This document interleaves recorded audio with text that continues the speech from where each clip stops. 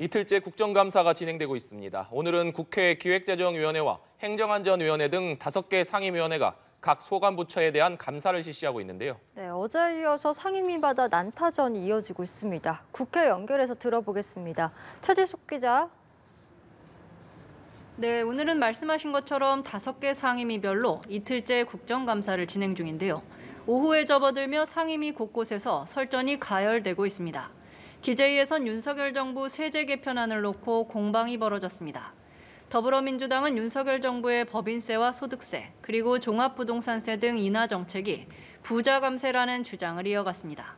반면 여권은 프레임몰이라고 맞섰는데요.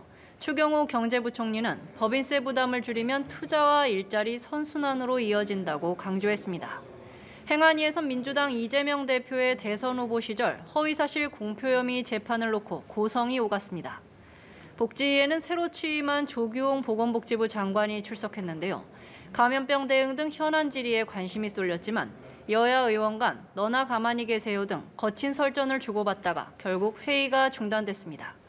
또 문체위에선 고등학생이 그린 윤석열 대통령 풍자 만화에 대해 문체부가 한국만화영상진흥원을 엄중 경고한 것을 두고 여야가 격돌했습니다. 예, 각 당 상황도 짚어보겠습니다. 국민의힘은 내일 이준석 전 대표와 관련해서 당 윤리위원회 회의가 예정돼 있죠. 네, 그렇습니다. 국민의힘 윤리위는 내일 전체 회의를 열어 이준석 전 대표에 대한 추가 징계 여부를 결정할 전망입니다. 주요 안건은 이 전 대표와 권성동 의원에 대한 징계 여부 심의인데요. 윤리위는 최근 두 사람에게 소명을 위해 출석하라는 공문을 보냈습니다.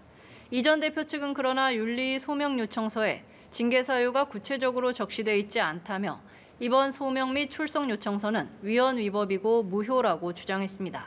앞서 윤리위는 이 전 대표의 개고기, 신군부 등 발언이 당의 위신을 훼손했다며 추가 징계를 예고한 상태입니다.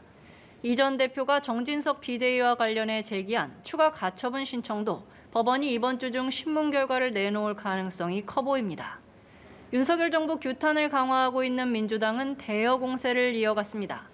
민주당 이재명 대표는 정부가 야당 탄압에 주력하고 있지만 민생을 우선 챙기겠다고 오늘 뗐습니다. 이어 정부의 각종 민영화 시도를 양두구육이라고 비판하고 관련 방지법 마련과 대책기구 추진에 나서겠다고 강조했습니다.